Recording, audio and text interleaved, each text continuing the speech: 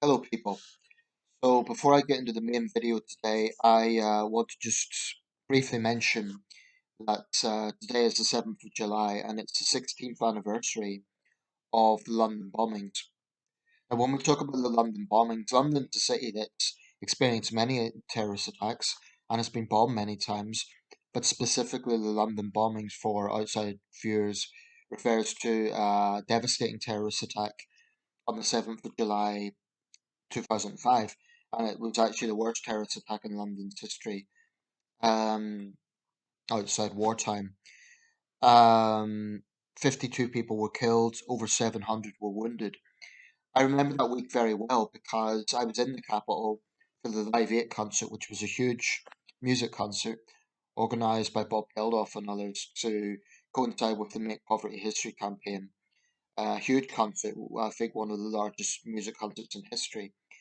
The G8 summit was going on in Gleneagles in Scotland. Tony Blair had to come down following news of the attack. London won its bid for the Olympics that week, so it was a very, very busy week for the capital. But I remember it well. I remember I was trying to find a hostel, and it was all the hostels were fully booked. So basically, I slept rough that night, and I was so shattered I just fell asleep on the concourse of King's Cross Station with others. Others had the same idea, and yeah, it was bombed a few days later. This was the worst Islamist attack in Britain so far, and it's also the worst terrorist attack ever in England. Not in Britain, that was a Lockerbie bombing, but in England. So I think I was thinking this morning, when there's anniversaries of an event like this, it must be very difficult for survivors and family members and friends because the date, no matter how much time has passed, the date will always be poignant. So my heart really goes out to them on a day like this. Um, so that's very much in mind. Right, I want to talk about an issue that I've touched on before, but I think it's very important for democracy. And the issue is accountability of power and the right to criticize power. Now, this is something that I've actually spent quite a lot of time thinking about, but a news story that's doing the rounds at the moment kind of reminded me of why this is important. And it involves the MP Naz Shah. She's the MP for Bradford West, Labour MP, and she's a controversial figure. Um, Before I get into the latest thing that she's come out with, some of her history includes liking a tweet that basically blamed young girls who were victims of grooming gangs on themselves because they were supposedly loose. Now, she claimed that that was a mistake and she later deleted this tweet or the social media post. I take a dim view of that because I'm not sure it's the sort of thing that you can mistake. I think she was embarrassed that she got caught out sharing those sentiments. Um, she also is very vocal about Israel, which there's no laws against that. That's okay, but again, with a lot of Israel haters, it's selective outrage. And she liked a post that kind of showed a map of Israel in the United States, like basically implying Israel should be relocated. That's an extreme position, and it's the sort of thing she has often come out with. It's those sort of Naz Shah presents herself as a moderate, but I really don't think she is. The latest thing is that she has used the debate around statues um, in order to talk about the need for Islamic sensitivities. Now, the context of this, just briefly, is that last year, as people know, we had something of a mini cultural revolution. So, you know, people of a left wing persuasion decided that statues were racist and colonialist and they needed to be dragged down. The famous example was the Edward Colston statue in Bristol, but a local statue here in Sunderland, like literally 100 meters up the road, a statue of General Henry Havelock. He was one of the commanders during the Indian Mutiny that was vandalised. Um, so it became something, I think, of a cultural revolution or an attempt to purify our history. At the time, my feelings were it's just anarchy. I think people should have the right to criticise historic figures. I staunchly believe that. I also think that the way the Home Secretary handled it was not good. So, for example, she proposed legislation whereby vandalising a statue would result in a 10-year imprisonment. Now, that's excessively harsh. I think wrong. I don't think someone should get a longer time in prison for vandalising a statue than they do in some cases for rape or violent assault. That's preposterous, and I think the Home Secretary was wrong about that. However, I don't support vandalising statues. It causes a lot of mess. The council has to spend money cleaning up that mess. So I think it should be charged as a criminal offence, vandalism. Some left-wing people say, "Oh, it's just a statue." It's criminal damage, and if you allow that, then you basically open the floodgate for anything to be vandalised, and then what do you have?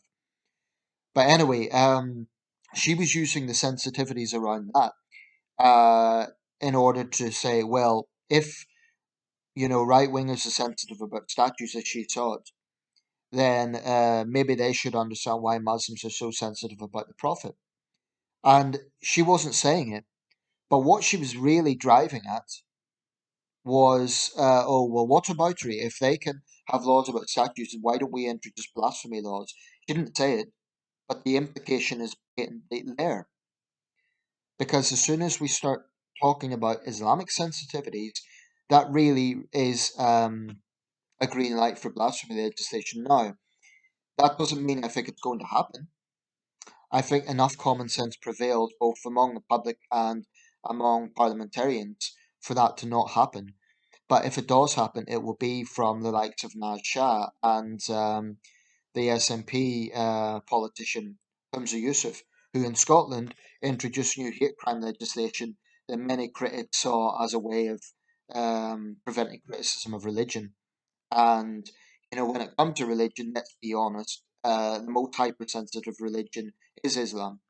I mean, you can mock Christianity, and some Christians might complain, but you will not have death threats.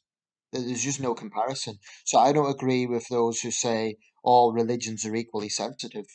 I think you get sensitivity on all religions, but I think Islam gets a gold medal in that regard. And the previous video I made about the atheists in Egypt, I think that's just yet another example of it. The fact that we have a teacher in the UK still hiding in fear of his life makes her position particularly appalling. Now, Naz Shah supposedly condemned the threats made against the teacher at the time. She said it's not the way to do things. But she made no acknowledgement of that in her latest posts about sensitivity and her speech about sensitivity. The fact this teacher is still in hiding. So long as that is the case, any notion of Islamic sensitivity, it has to be put to the side. It has to be seen as not on par at all with the fact a young man is hiding. I think he's young. I don't know, but a man is in hiding because as a teacher, he introduced something to a lesson which he thought was relevant to the discussion. He didn't do this for to be deliberately provocative or for a laugh or something. He done it because it was part of the discussion about blasphemy. Now, what I would say to British Muslims is, if you're against the threats, good, but you have to understand we will never ever have blasphemy laws in this country. When I looked at her posts on her Facebook page, there was a lot of Muslims defending it and saying, "Oh, you speak up for the Muslims. Thank you for defending the Prophet." That's the sort of mindset that supports Naz Shah. I don't think moderate Muslims would be, or reformist Muslims would be supporting any pandering to sensitivity in that sense. So it's very concerning. But this gets me into the main point of the video, which is the right to criticize public figures. Now, I spoke about statues. I happen to think that historic figures are not above reproach. So I don't agree with those conservatives who kind of have this knee-jerk reaction whenever Churchill's criticised. Um, Churchill was a great man. He was our greatest Briton. I don't think that's a contentious claim. I think he was, but he did have some racist views. He did, and he did have some positions that were, absolutely. Put it this way: Winston Churchill would not get elected today, because we moved on a lot in social attitude. Nevertheless, without Winston Churchill's leadership, that to me is the overriding factor. Whatever faults he had, whatever racist attitudes, etc., the fact of the matter is, without his leadership, history would be very, very different, and we can never overlook that. But I don't think that any public figure is above criticism, including Churchill. So that's where I stand with that. But in today's context, I feel very strongly, that people who are in a position of power or prestige, that is, politicians, judges, business people, celebrities, royals, right? Police chiefs, anyone else who is in a position of power, university academics, media executives, you know, actually, really, no one should be above criticism, including Jill and Joe Average. But when someone is in a position of power, they make decisions that impact other people's lives, particularly politicians and judges in terms of sentencing. But politicians are legislators. So I have a concern that what we've been seeing in recent years is that whilst you do get some ugly behaviour, an example would be those yobs that harassed Professor Whitty the other day. I mean, that was disturbing because, for one thing, for those who don't know, apparently Professor Whitty's father was murdered in Greece when he was a young man. So you can imagine, like, that sort of harassment on the street would maybe bring back memories of it, of his family's past. But it disgusted me that people were making excuses for that, like it was a harmless thing. Oh, they just wanted a hug. BS. Those guys were getting in his face. They were forcefully, putting their arms around him. They were following him around. What is really disturbing, and the press raised this question, is why the police were so pathetically weak. Why they just gave these warnings instead of making arrests for harassment. Apparently, and I only found this out last night, an hour before, Professor Whitty had a mob outside his home. You get these cold idiots and conspiracy nuts who think that they're being great freedom fighters by pounding people. It's appalling. So that's an example of harassment that clearly crosses a line.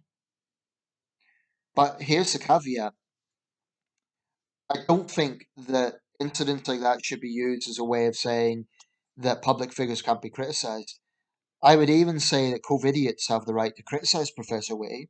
I think they're wrong. I think they should be challenged. But we have free expression in this country. Free expression doesn't allow you to get in someone's face and harass them, right? But an example would be, recently we've heard this issue of MPs being threatened and harassed. Now, I think some of that's true, and we know from what happened to Joe Cox that that isn't, hyperbole. It does happen, and sometimes there's violence. But at the same time, I'm concerned that violent incidents and threats, examples of that, are used as a way to take away people's right to make criticism.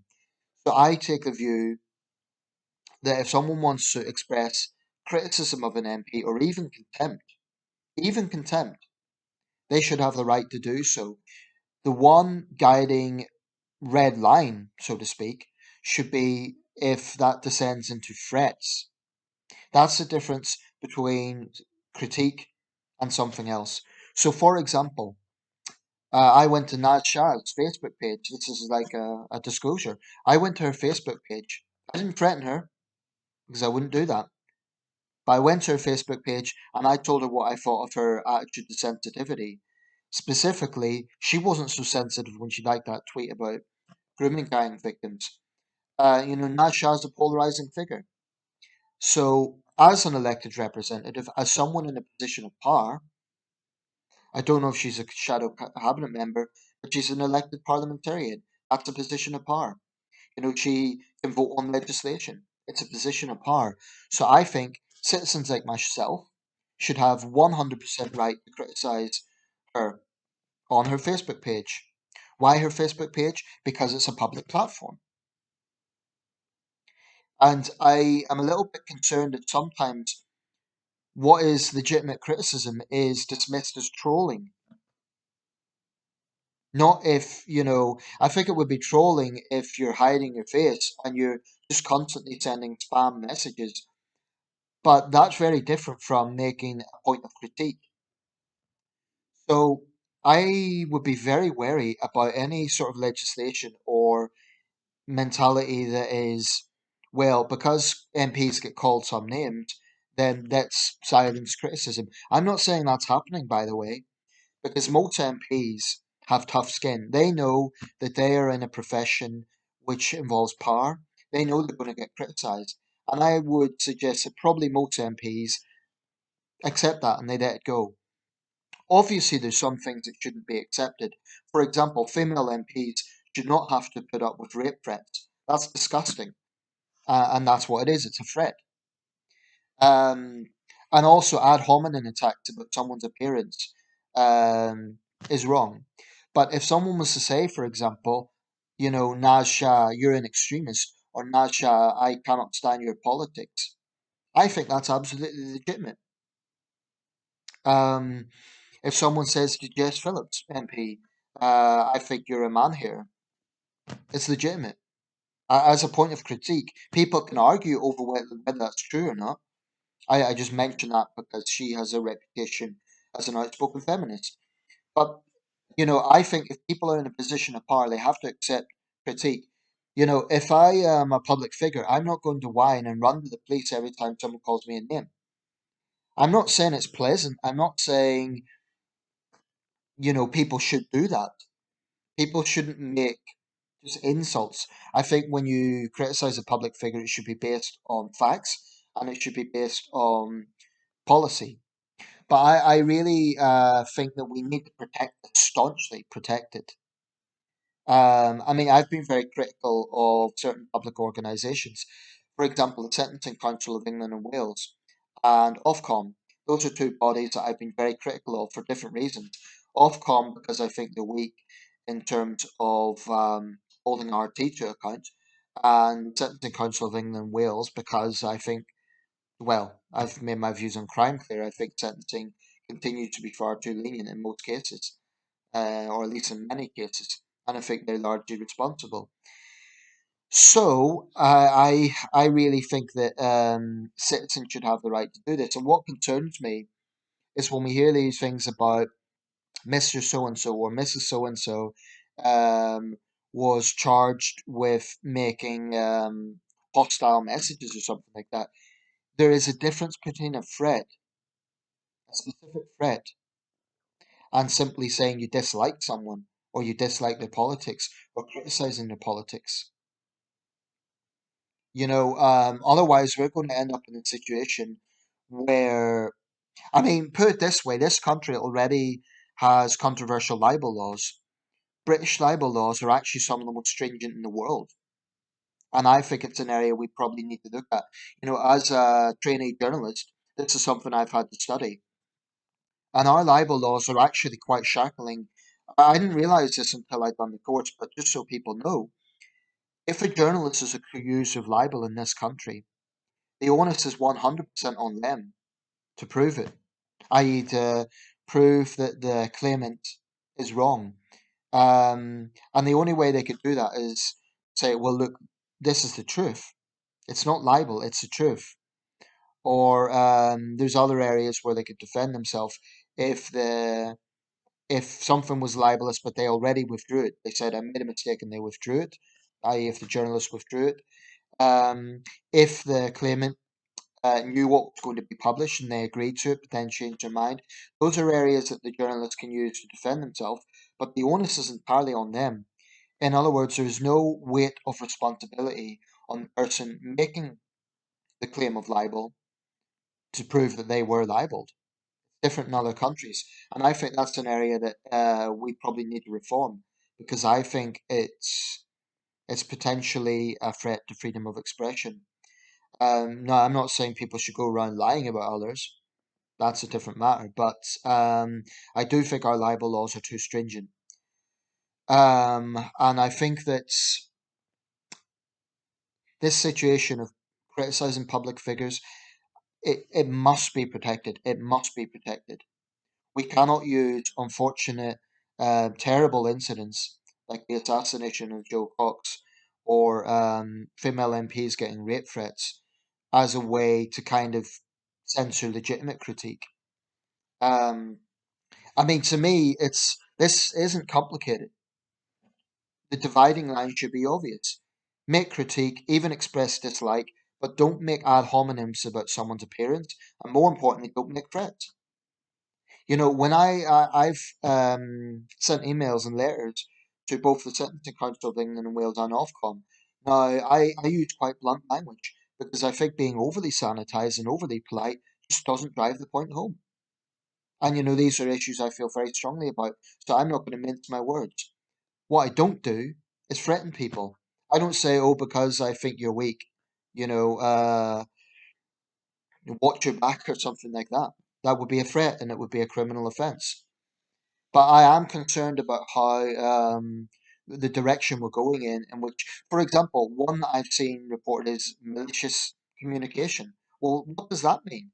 Malicious communication. That could mean anything. It could be open to interpretation.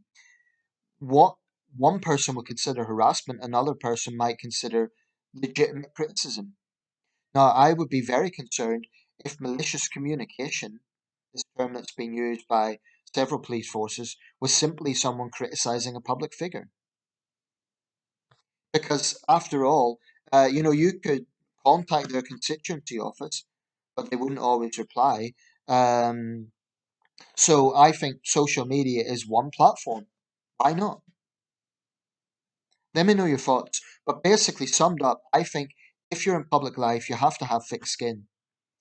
By the same token, I don't like bullying, and I do not, you know, obvious when there is a dividing line there. So when a public figure is being hounded and hounded continuously, that's a different matter. That then descends into outright bullying. And you know, I'm fiercely critical of the paparazzi and the way they hound celebrities.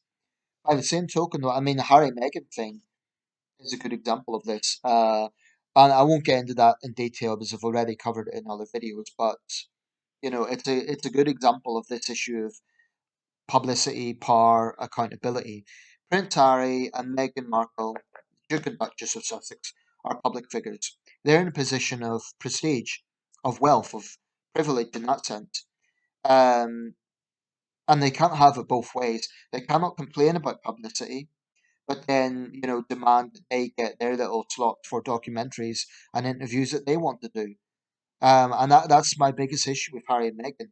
They want everything their own way. I think they need to make a decision. They either really retire from public life and that's it, they become private figures, or they're in public life and they accept that with that there will be some criticism. Um, that's why I think they lost a lot of support in this country because it very much looks like we want everything our own way. And it's one thing, you know, the prince saying that he's protecting the family. That's honourable, that's understandable. Quite another when he then deliberately does interviews. And an interesting take on that, actually. Some have compared them to Diana's situation, but insiders have apparently said that Diana would actually caution her son against doing this. And Diana would be uncomfortable about the influence of Meghan Markle. And that might just be gossip, but I think there might be something in that. People have often compared Princess Diana and Meghan Markle. I see some differences in personality, but that's just me. Anyway, I'll round this up. Summed up, I do feel that freedom of expression in this country isn't something that we have set in stone. It's something that we value deeply, and it's certainly a lot better than the situation in countries like China. But we cannot take it for granted that this will never be threatened. And any sort of legislation that curtails free speech needs to be very heavily scrutinised. By the same token, free speech comes with responsibility. So clearly making threats is an abuse of free speech, right? That's a caveat. I mean, during the Rwandan genocide, Hutu power radio stations, they were exercising free speech that led to genocide. So I'm not so naive to say that everyone can say whatever they want. Nevertheless, I do think we should scrutinise any legislation that tries to curtail speech further, ostensibly to protect public figures. That's potentially a slippery slope. Let me know your thoughts.